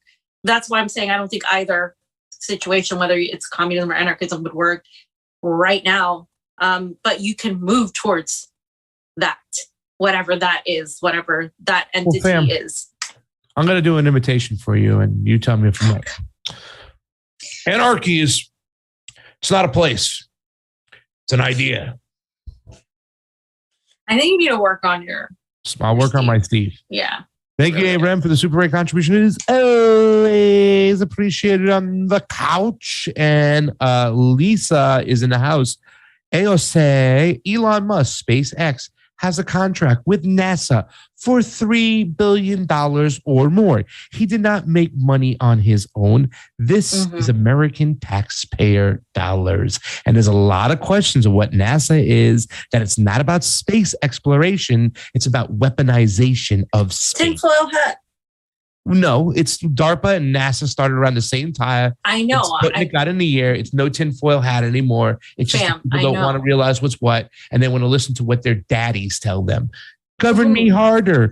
Shadow Band Refugee, another one. Orale, the cultist demon has told me they would put me up against a wall without hesitation. As an anarchist, I would not put communists up against a wall for firing squad without hesitation, because killing people that I disagree with me because they disagree with me is evil. Like, you don't do that. And I'm so sorry right now, cultist demon.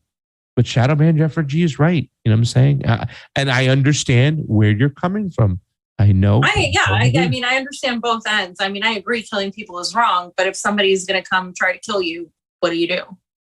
Are you going to just say killing people is wrong? And like, this goes back to the whole philosophical debate. Like, we can all say, well, I would never kill somebody. But at the same time, if somebody is threatening your life, flight or fight. I mean, one or the other. Something's going to happen. And I think we can all be idealized versions of ourselves, but really at the end of the day, somebody's going to make a choice at some point. And unfortunately, in society up until now, people that are the most pacifist and most kind haven't really survived. There's that game change theory too that we could go over another time on the show. You need to read more theory, fam. And to be honest with you, I don't know if you know this, I'm 61% Southern Italian. We did not like Mussolini, and we did something to him as an example. And I am a passive, loving guy, but I just want to say sometimes that may be necessary for people to understand what's going on.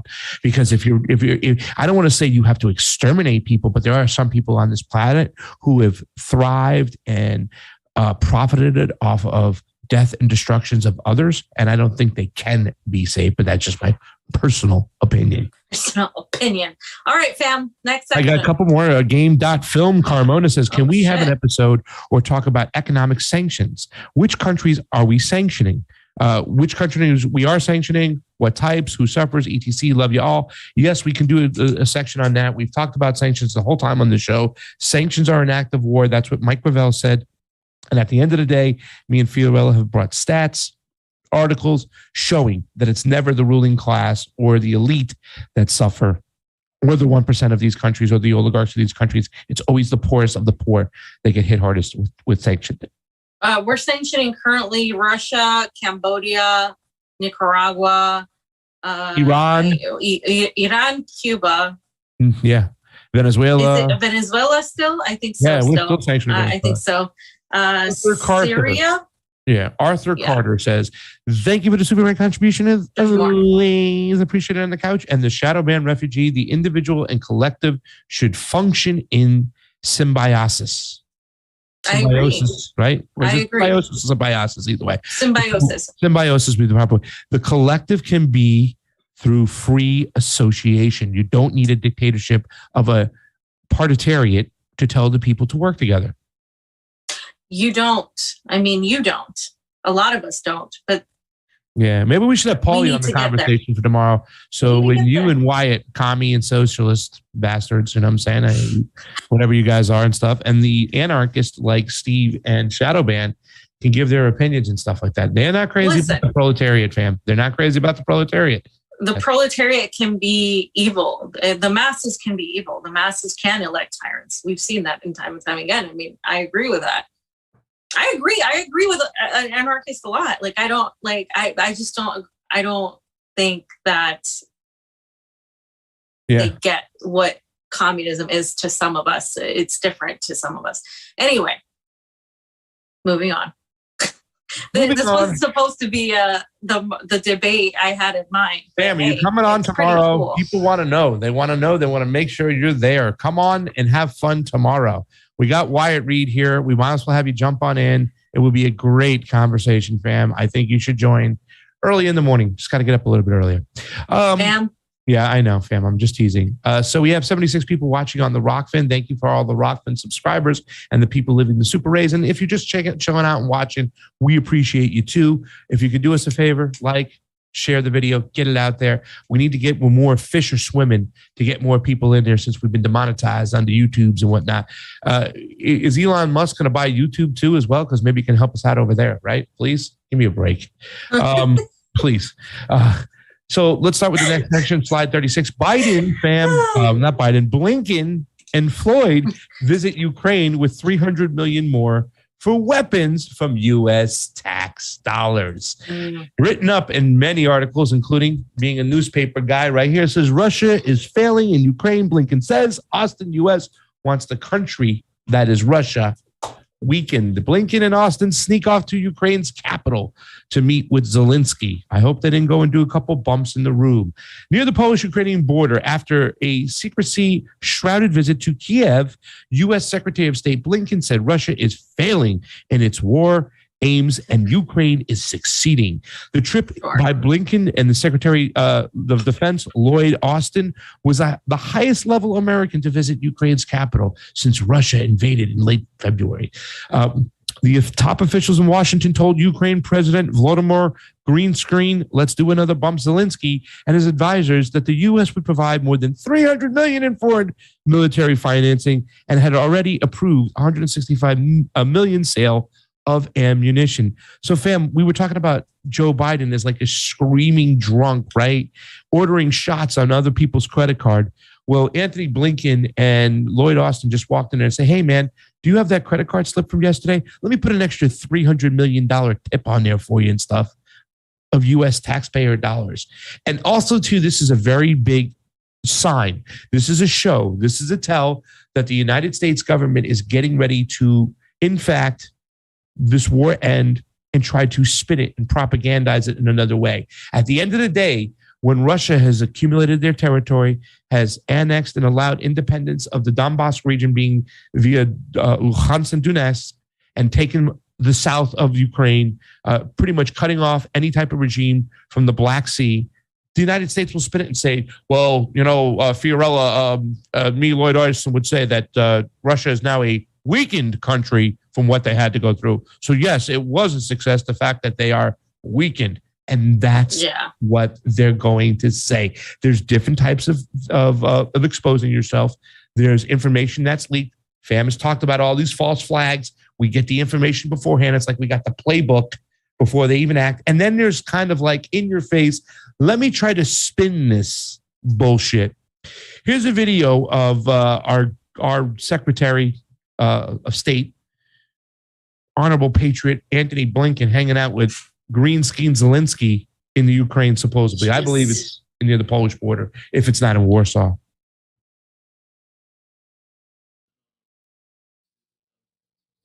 You have volume? Yeah. Cool.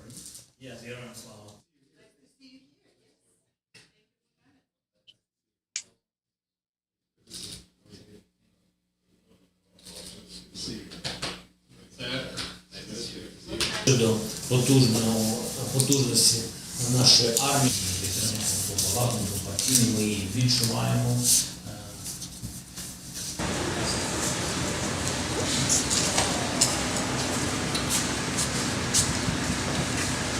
We're seeing that when it comes to Russia's war aims, Russia is failing, Ukraine is succeeding. Russia has sought as its principal aim to totally subjugate Ukraine, to take away its sovereignty, to take away its independence. That has failed. It sought to assert the power of its military and its economy. We, of course, are seeing just the opposite.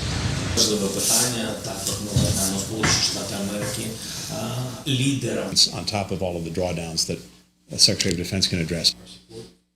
But also to continue in. So there he is, fam, pretty much with a little visit. Austin and Zelensky's response to the aid was a deep appreciation for what was being given. But he has the mindset that they want to win. And we have the mindset that we want to help them win.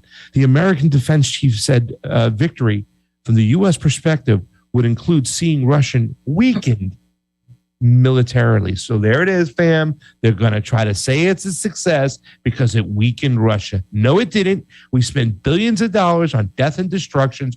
We propagated and poked a bear on the fucking border, biolabs, encouraging nuclear armament of the Ukrainian government, and then also arming neo-Nazis to the T. I want to read the rest of the statement. In a video of the meeting released by the Zelensky office, which we just saw, Blinken praises the Ukrainian leader for the extraordinary courage and leadership and success that you have had in pushing back this horrific Russian aggression. We got used to seeing you on video around the world, but it's great to see you in person, Blinken says with a smile. So it's just hilarious, fam, watching Blinken talk about sovereignty when that sovereignty was taken from Ukraine by the West in the Maidan coup, via Victoria Nuland and Jeffrey Pyatt coming in and campaigning against, for a certain candidate and then overthrowing the candidate that won. And to me, it's just, that's the moment where Ukraine stopped being a sovereign country. Also, now you have it being handled and ruled by a large percentage. It's like proportionately, right? It's not a large percentage of the country, but in terms of power, of Nazis, and funded by NATO, with NATO using it as a means to fight Russia without having to actually fight Russia. Russia is saying this is a proxy war, that the US and NATO are fighting against it. They recognize it as a proxy war. So the fact that they're making it out to be like Russia is failing in its mission, it just seems entirely false, considering the fact that, once again, as Scott Ritter said, and as we agree with him, if Russia wanted to take Kiev, they would have done it a long time ago, and they're just trying to gain control, to stop basically NATO from continuing to expand, to stop the West from continuing to expand. And right now, there are portions of Europe who are saying, "Oh yeah, we're going to accelerate Ukraine's ability to join the Union. We're going to give it, we're going to make it part of NATO," while others are opposing it, but are getting so much crap, like Germany, for opposing it. And there's this whole fight, like, what would be the significance if Ukraine were to join the European Union? And I'm just like, that would just start more conflict and more war. Yeah. Because that's just not something Russia is just going to let happen. And that's one of the things they know crosses its red lines. Yeah, and you got a lot of these countries now barking up, like Norway, Sweden, Finland, all talking about joining NATO and shit. It's like, we have some stupid leaders across the board, but they are synchronized in their propaganda.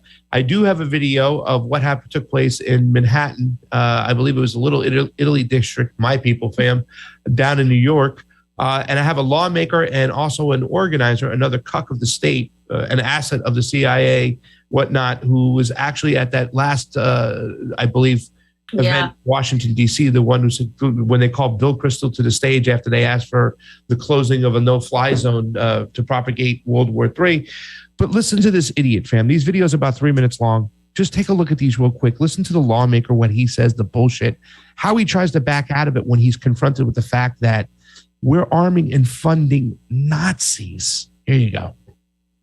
Out here today in Lower Manhattan, Little Italy specifically, there's a rally behind us to support Ukraine and raise funds for Ukraine. Can you tell me a little bit more why you're out here as a state senator? Yeah, it's actually, today is a joint effort of some of our Italian American and our Chinese community here in Lower Manhattan. And I think, New York is a place that, New York itself has been blessedly free from military activity, from war, but we are a city where many people have experienced war in their own countries, and I think we understand as well as anybody the terrible significance of what's going on in Ukraine. We're currently already sending arms to Ukraine, not quite airplanes, but other arms. Do you think we should support Ukraine more militaristically? Yeah, I think it's important that we provide Ukrainians with the resources they need to defend their country. I don't pretend to be an expert in arms systems or have particular opinions about which arms should be sent. But, I think that there's broad support for the very extensive level of financial and military support that the U.S. has been providing so far. Absolutely. One of the propaganda things that Vladimir Putin says that he's trying to denazify the Donbass region. Have you heard of that, and how would you respond to that? It's crazy. I think that the notion that this invasion is anything but an effort by the leader of Russia to claim the legitimate territory of a sovereign nation is crazy. And the idea that early on, some of the talk about doing this for the benefit of the Ukrainian people is just really ridiculous, and I think most people see through it. Just one last question for you. American media has been very focused on this one battalion fighting in the Donbass. It's called the Azov Battalion. They've used this sort of Nazi ideology and imagery before on their militaristic outfits and things like that. Have you heard of this battalion, and would you support or condemn them? I don't want to. I've heard in the general news way. Look, I would say that all countries that allow freedom of expression have objectionable political movements, including the United States. You know, we had rallies in Virginia and other places.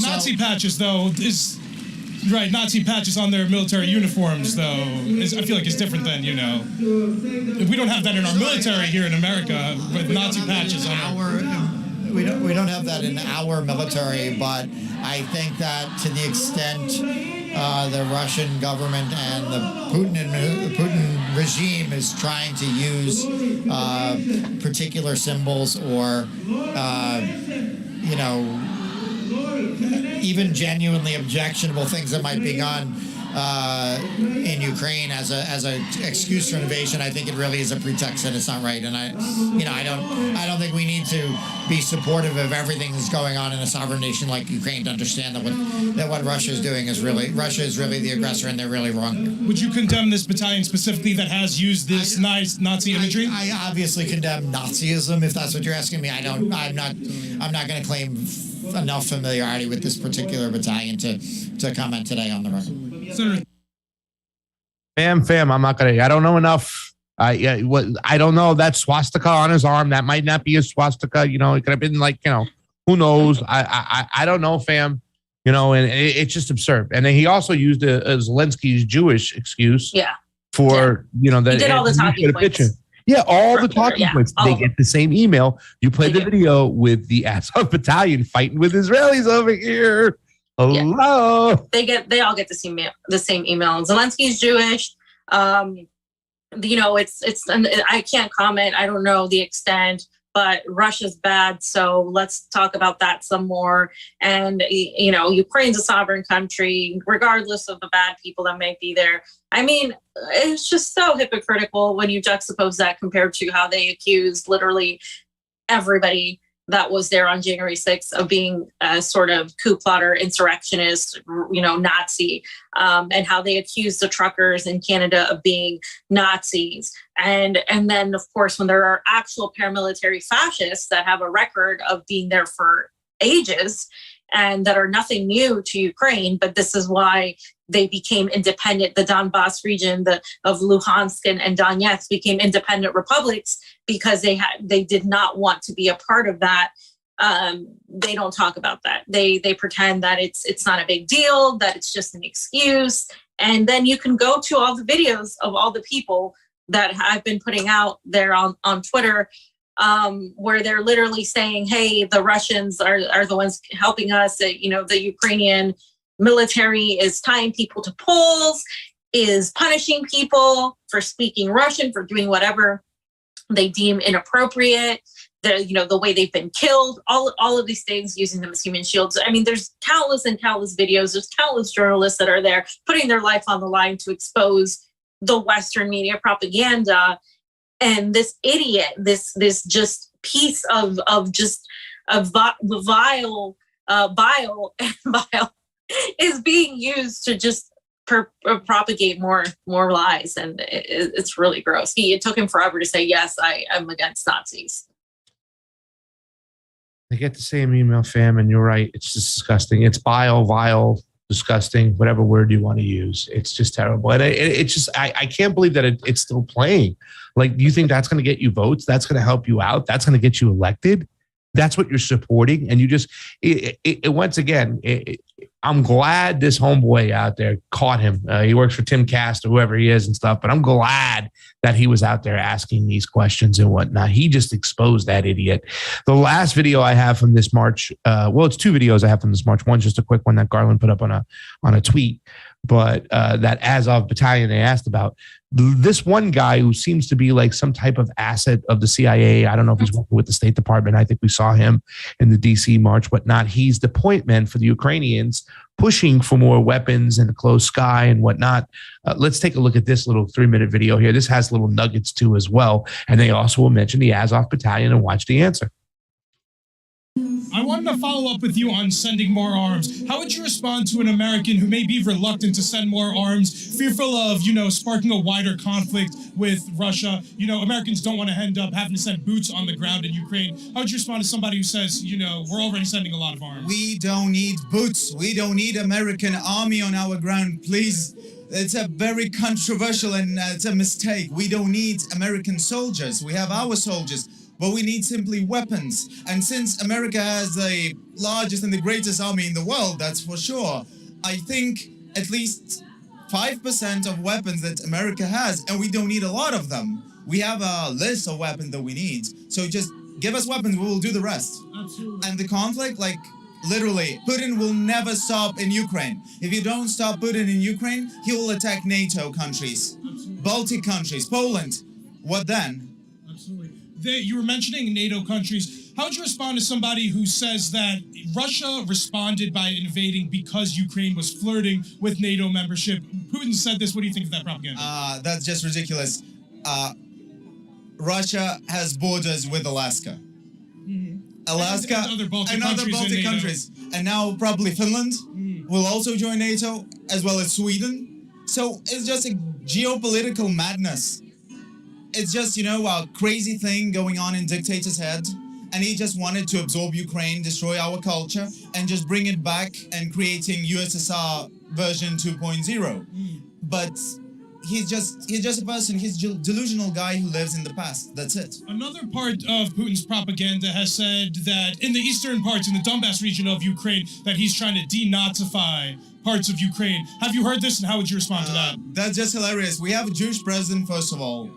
How can you denazify something that is totally anti-Nazi? The second thing about language issues. So I'm from Odessa. I'm from the southern part. I have a lot of friends who are from eastern part, and we all worked in Kiev and in western, and I have a lot of friends from western Ukraine. And believe me or not, we never ever had language as an issue. We can use both. Russian, yes, some things were done, a lot of things were done to make Ukrainian the main language, the lawful language. But it's never ever had to do nothing with canceling Russian. Can I ask you, in the American media, there's this one controversial battalion that's got a lot of attention. I'm sure you already know what I'm going to talk about. Course. The Azov Battalion. Yes. They're fighting in the Donbass region. They have some controversial ideologies, and their armbands, as I understand, appropriate some Nazi imagery. Have you seen that? Or how would you respond to that? Not at all. No Nazi, nothing. They're nationalists, but they're not against any other thing. They are protecting Ukraine and Ukrainian culture. That's it. And the thing that they are Nazis, it's a part of Russian propaganda. In your estimation, are these guys patriots fighting for their countries? Of course, they are patriots. Look at Japan. They expelled Azov from the list of Nazi organizations. Yes. But I mean, the fact that it was ever on there to begin with should have been questionable. It was even on the American... Never. Never. Support Ukraine, spread the word, and stand with Ukraine. Thank you so much for your time, Arthur. I appreciate it. Well, my entire family is in Odessa, which is the southern...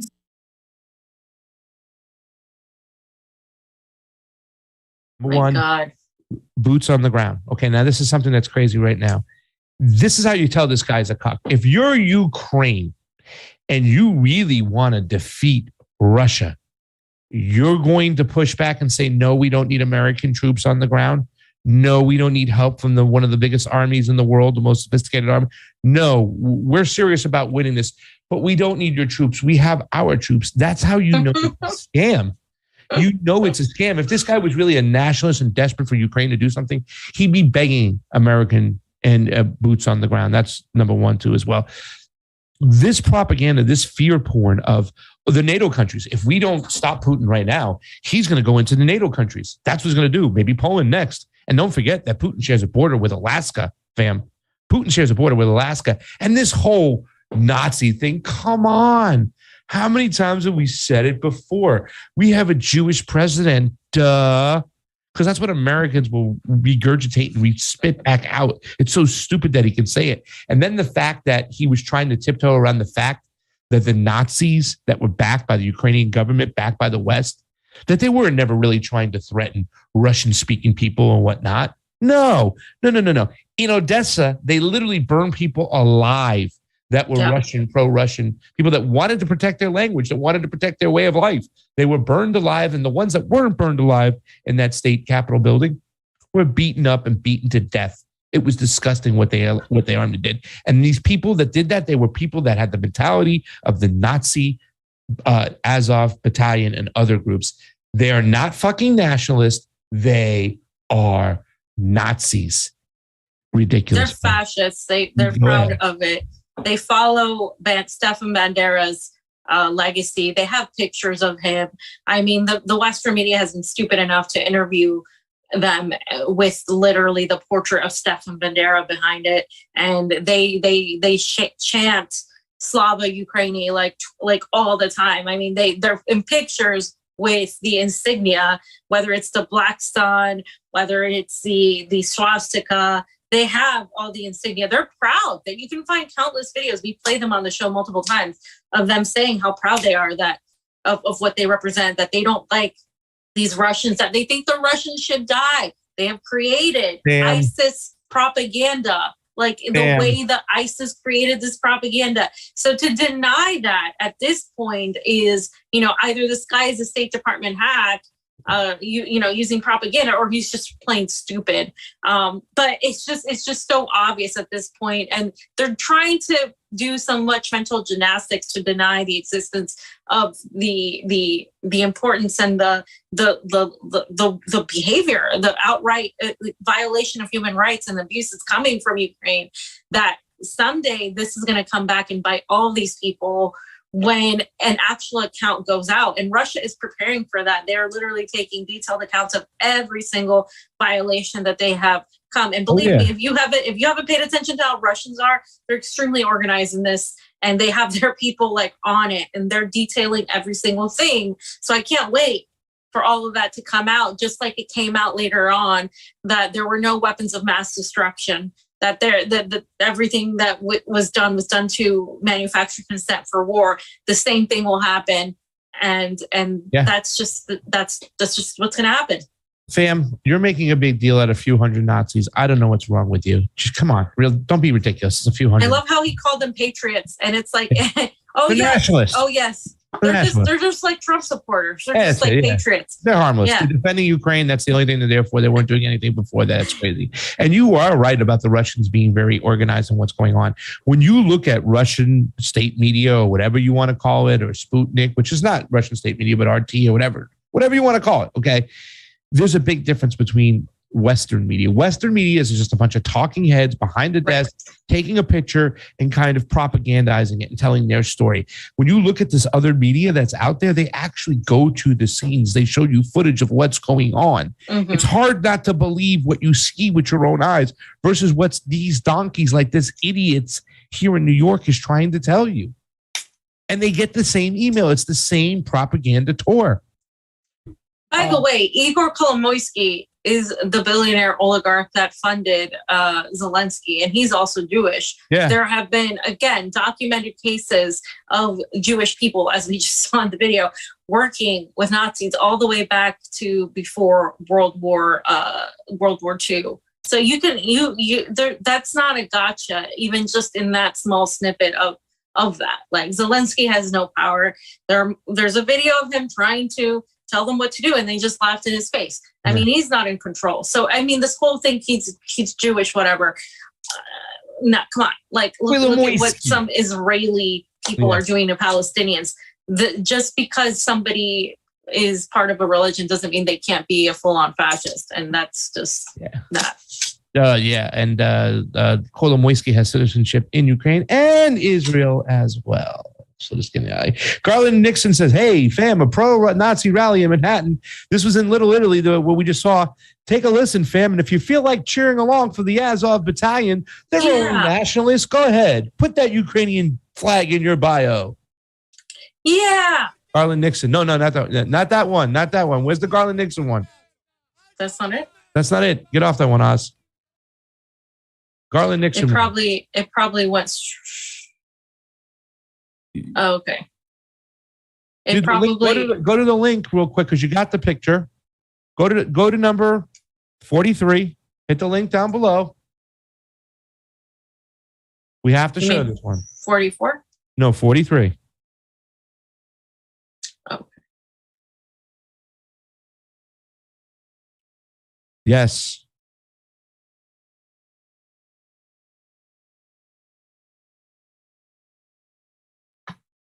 There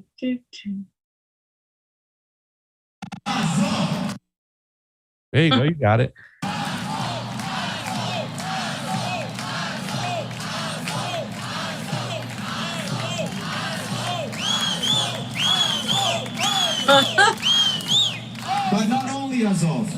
Not only Azov.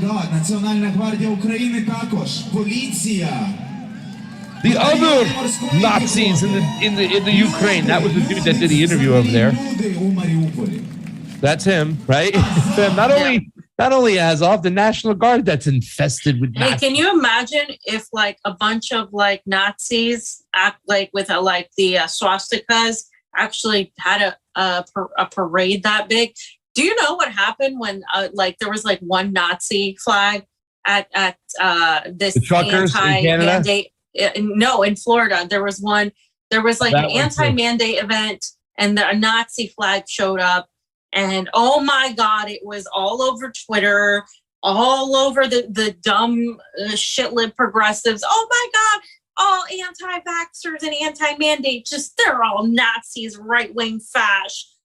Where the hell is the outrage? Where look, these people are literally chanting for the Azov Battalion, which are literally band-right fascists, by the way, they don't just hold little swastika flags and dream of being these, big Nazis and just pretend and cosplay. These actually, they have weapons and they're being funded by your government, but you ignore that because guess what? Oh, Putin is a dictator. So whatever, let's pretend that these people aren't actual fascists. And like, it's insane. These people are idiots, right? They're sheep because their team is doing it now. Now it's insane. Literally, I mean, you can't write this shit. We live in a cartoon. These aren't neo-Nazis. These are actual Nazis. And you're not even condemning it. You're rooting for it. You're encouraging it. You're getting behind it. You people are so stupid, really, who are falling for this shit. Oh my Change God. those flags to the Hitler swastika flag and see how they would be protesting. Where's Antifa? Where are the counter protesters to that? I don't see them. Are they cheering? Are they wearing? Did they change the Antifa flag to the Azov flag? Because that's what it seems like to me that they did. Why aren't they opposing these fascists right here? By the way, fascists, not even in your country, yeah, but this is where the money is going. Like, why is that not being opposed? Why are all the Canadian truckers a bunch of fascists? And I still see them talking about them and making fun of, the truckers. They got their bank accounts frozen. But these people can just blatantly, do that. And guess what? I'm okay with these people going out there and doing that. I believe in freedom of speech. But where is the opposition to this warmongering, NATO-backed, fascist, paramilitary, just gung-ho, racist entity where like if you're consistent you would be out there and opposing them, but you're not because you play team sports and you're all a bunch of children. So those dickheads who are sending those words in my DMs about what right-wing outlets are paying you POS supporting the truckers. I met some of the truckers in LA from the American Convoys, fam. Sweethearts. Nice guys. Had long conversations with them. We had like a 15-20 minute conversation with the 3 truckers that were involved, that were one of at the helm, spoke about a lot of other things, spoke about my honesty. You're officially fascist. These people need to grow up. They want to say that these people are fascist, but yet be okay with the Azov Battalion. And by the way, that rally took place in Manhattan and in Little Italy and whatnot. There was actually a Ukrainian flag on the stage and an Italian flag and the United States flag. And it almost reminded me of the time that Zelensky just recently went to Greece with an Azov Battalion there when fascism ruled Greece in World War II. You know what I'm saying? And Jews in Greece were fucking slaughtered. It's like these people don't pay attention to their history. Oz, let's go to that last video that you had before. You had it up. If we could play it real quick. They need to play Bella Ciao. They need a little bit of understanding. You're going to piss some Italians off if you think that you can be okay with Nazism and the Italians. They did not like it. And fam, do I need to remind people being 61% Southern Italian of what they did to Mussolini? Okay. He's 1% Mussolini, guys.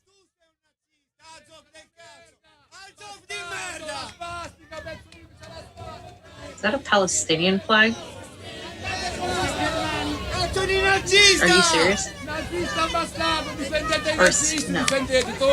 Difendi i nazisti, difendi. Hai capito cosa difendi? I nazisti difendi. Yeah, there were people there opposing it and guys like this out there raising their arms and whatnot. This tweet was by Wyatt Reed, by the way.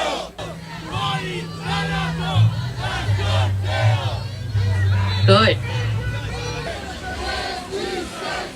Palestinians have actually been pretty outspoken about this because that's why I want to have a Palestinian on this week, because this whole, preference over Ukraine and Israelis going to fight with the Nazis. You hear this, fam? It's so. They have a Palestinian flag. There was a bunch of Italians screaming, "Get the hell out, fascists! Fuck the Nazis!" They were screaming. They were saying, "Get out, get out, get out! NATO, go home!" That's what it was about. They had some Palestinian flags, whatnot. Yeah. Counter protesters. I'm glad they showed up to fight back and push back, Sam. Yeah. Yeah. I mean, and I'm glad, this is out there, because believe it or not, if we banned these people from protesting, people wouldn't see who these people are. But now you get to see who they are. Yeah. And that's why I'm against censoring protesters, even if they are, gross and Azov minded, whatever. They need to be seen. They need to be heard so we can oppose that rhetoric. And I'm a real anti-fascist. I mean, I listen to revolutionary music all the time, fam. Like, come on, these people need to just disappear. But, that's the thing in me, that as much as I want to be a pacifist, I think I used to be a pacifist. But when it comes to actual legitimate fascists, I have to oppose them. It's just, I can't not oppose them, because these people are the worst. They don't look at each other as other people, as human beings. They look at them as just vermin. And that's this mindset that you do want to eradicate. And, if I'm not saying you should go around and selecting who is the Nazi and all of that, but I am saying if they're going to come for me, if they're going to come for people, they're going to be opposed in one form or another, and they should be opposed. And that is the reality of the world we live in. We live in a cartoon. We have a lot of propaganda to beat back, and we just want to keep exposing these people's left and right. That's why we do the deconstruction work right there. We just deconstructed Anthony Blinken, Lloyd Austin, and the rest of the goons out there trying to say that these are nothing but nationalists out there, and they're good people and whatnot. And we fund them, and that's it. We fund Nazism. We've been doing it for a long time over there. You guys turned a blind eye to it, and now it's a shame. Instead of pushing back against it, you're actually propagating and supporting it. And that's just awful. Wake up, people. Wake up. Wake up, people. Japonic, yes. Thank you for the super great contribution. Just always appreciated on the couch. Yes, fam? No, go ahead. Go ahead. Robert Nunez. Thank you so much for the super great contribution. As always, appreciated on the couch. Robert Nunez is a supporter of a couple years, Robert. Thank you so much. Thank you for joining the morning show this morning. And we do appreciate all your help. And thank you for joining us for the Convo Couch here on a Tuesday. Michael Hostetler, fam. I don't understand why people see the state and the market capitalism as separate. How can you be anarchist and not anti-capitalist, or anti-capitalist but not an anarchist? Corporations and money are creation of government, and government was created by capitalists to protect property. And it is all about control. I agree, Mike Hostetler, and that's why I say that I don't want one full-blown system. I want a mix of systems. I want a mixed economy. I do. I really do. And Unbeliever, thank you for the super great contribution. As always, appreciate it on the couch. And if you want more information on that, the Shadow Band Refugee joined in today. Cultist Demon, thank you so much for joining in today. Arthur Carter and all you guys, people who left these super rays. It is so important because we are not funded by any corporations. We don't have any dark money. We are completely powered by you. So when you give a few bucks, it goes a long way, and it means a lot to us over here at the Convo Couch. We are not only humbled, but we are very thankful, and we keep the same promise we have always kept since we started this thing. You put us in play, we'll bring you the truth. That's what we do when we can do it, when we get our boots on the ground. We're going to do it. We're going to do it well. So thank you very much to all the people who joined in today. And if you don't have a few bucks, you know the deal. You know the rule. You know what you can do to help. Just like and share. It means the world to us. Go to theconvocouch.com for other avenues in which you can support independent media and the truth tellers out there, fam. Oz, I put in, I just want to show the title of this link just to let everybody know. Ukraine is asking, I know you're all having a hard time. I know a lot of people are homeless. I know a lot of people have student debt, credit card debt, have to pay taxes on unemployment, on a bunch of things they shouldn't have to pay taxes on. But Ukraine needs your help, okay? Ukraine needs you to sacrifice for the Azov Battalion because Ukraine is asking for $2 billion per month now. Okay. So I'm sorry, but you're going to have to just, beg the Biden administration to put Ukraine first because, hey, I'm willing to sacrifice, a little bit if just every Ukrainian could defend itself from the evils of Vladimir Putin. There you go. $2 billion a month. That's nothing. Yeah. Or just getting homeless, right? Healthcare, homeless. There's so many different things. And now the healthcare situation is tricky, right, Oz? Because now we don't want these assholes controlling our healthcare because they'll just find more ways to fuck us over and stuff like that. But don't worry, Pasta. Right? We'll give the Azov Battalion the Pfizer. We'll give them all the healthcare.